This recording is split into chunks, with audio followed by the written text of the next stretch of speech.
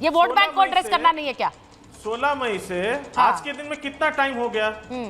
16 मई से आज के दिन में कितना टाइम हो गया? मतलब एक हफ्ते के पहले ही तमाम मीडिया में, तमाम अखबारों में एक खबर निकली कि एनसीपीसी पंजाब और वेस्ट बंगाल को चिट्ठी लिख के ये चीज पूछ रही है कि जितना वहां पे जो रिजर्वेशन का जो प्रावधान है उसमें आप पीछे चल रहे हैं, इसके प्रावधान को और बढ़ाया जाए।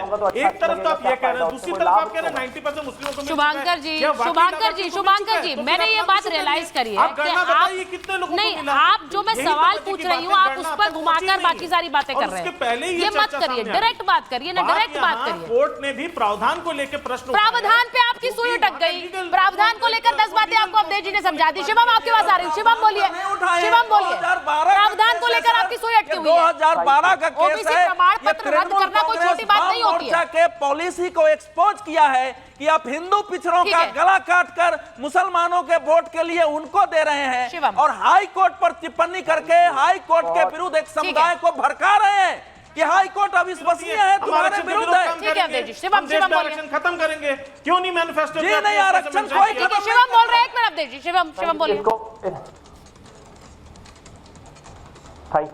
देखिए, बहुत सीधी सी भाषा में समझते हैं, ये एक बड़ा विषय है। कहीं न कहीं जिस तरीके से अवधेश जी ने कहा कि अगर हिंदू जातियां भी या हिंदू धर्म के लोग भी अगर उसके लिए कन्वर्ट कर रहे हैं तो ये अपने आप में एक बड़ा विषय है। लेकिन मेरे पास एक लिस्ट भी है, मैं उसको भी पढ़कर सुनाऊंगा।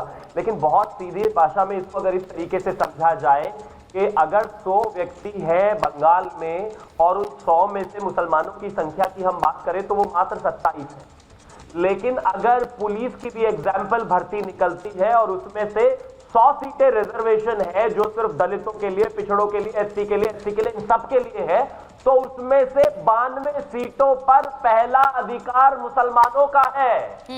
27%, 100 में से जो 27 लोग हैं उन 27 को 100 में से 92 सीटें दी जाती है। बस इतनी सी बात है। अब उसमें घुमा फिराकर आप कान इधर से पकड़ लीजिए, उधर से पकड़ लीजिए, हाई कोर्ट गलत है, पूरा देश गलत है, कोर्ट को नहीं मानेंगे, जज को नहीं मानेंगे, ये बीजेपी की साजिश है। आप जस्टिफाई करते रहिए, लेकिन सच्चाई ये है कि 85 जातियों में से 72 जातियां आपने पहले ऑर्डर में ही सबके सामने जो है मुसलमानों को भर लिया। आज आप उसको जस्टिफाई नहीं कर पा रहे तो इस तरह की बातें कर रहे हैं। अब एग्जांपल देता हूं, एक छोटी सी एक कैटेगरी की जो ओबीसी में एक कैटेगरी है उसकी कुछ लिस्ट है।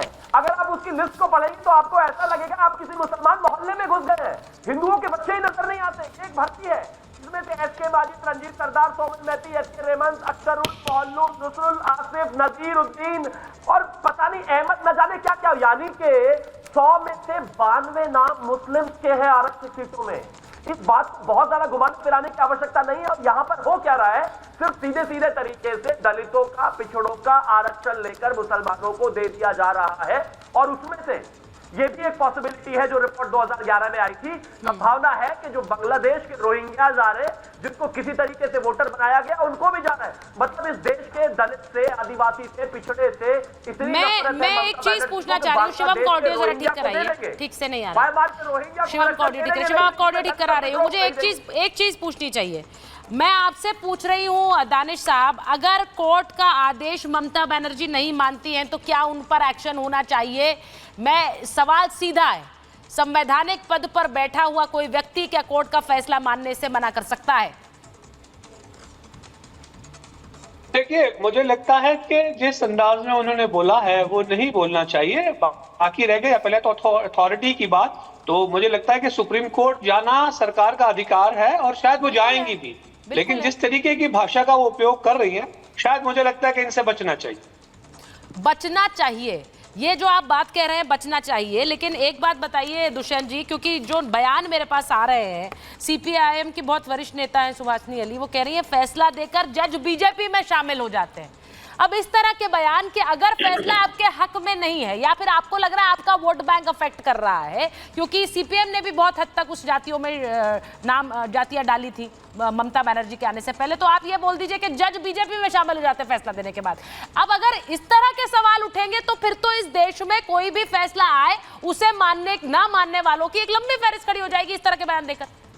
देखिए, हाईकोर्ट को ना मानने का, फैसले के ना मानने का अधिकार तो है, वो सुप्रीम कोर्ट जा सकते हैं, कोई भी जा सुप्रीम कोर्ट जाना और कोर्ट का फैसला न मानने का अधिकार, इसमें फर्क है सर, अधिकार फर्क है दोनों बातों में। सुप्रीम कोर्ट में जाने का जो मार्ग है वही कहता है हम हाई कोर्ट के फैसले को नहीं मानते। माननीय सुप्रीम कोर्ट का जो फैसला होगा उसको मानेंगे, वो क्यों नहीं मानेंगे। और उससे भी जो बड़ी बात है, उन्होंने कहा है कि आयोग के पास जाएं और समीक्षा करें। हाँ। इसीलिए तो हम कहते हैं भाई कास्ट सेंसस करो, सारा डेटा लाओ, और डेटा लाए तो पोल खुलेगी। कास्ट सेंसस इसका पोल खुलेगी तो इसलिए भागते आप बार-बार कास्ट ब्यूरोक्रेसी सेंसस पर आते हैं। जो राहुल जी ने बोला है कि सिर्फ 3 ओबीसी के सेक्रेटरीज हैं, फिर उस ब्यूरोक्रेसी की पोल खुलती है, फिर वो ब्यूरोक्रेसी तड़फड़ाती है, फिर वो अपने आकाओं के पास जाती है, नेताओं के पास कि इसको रोको, इसको ऐसे घुमाओ, इसे टुवर्ड्स मुस्लिम कर दीजिए, हिंदू मुस्लिम बना दीजिए। इसमें ये सारी सच्चाई ये है। ओबीसी के आरक्षण पे मैंने भाजपा के प्रवक्ता से सवाल पूछा, उन्होंने जवाब ही नहीं दिया। क्यों नहीं दिया? पूछे जवाब। उत्तर प्रदेश में जवाब तो देना पड़ेगा। कोशिश तो महाभारत में यही होती है, वरना क्या। पिछड़ा वर्ग आयोग के चेयरमैन साहब ने कहा है कि शिक्षक भर्ती में ओबीसी के आरक्षण का नियम पूर्वक पालन नहीं हुआ। आपने क्या किया? कुछ नहीं किया। कोई आप जवाब देते नहीं उस पर। किसको दंडित किया? नई वैकेंसी निकाल के। बोलिए शिवम, बोलिए, जवाब दीजिए। वो कह रहे हैं, वो जवाब चाह रहे हैं आपसे। Thank you. सबसे पहले मैं एक चीज कहना चाहता हूं कि अगर इसी तरह की कोई भी टिप्पणी है और पर्टिकुलरली कहीं पर किसी वजह से कोई त्रुटि है तो उस त्रुटि को सुधार लिया जाएगा।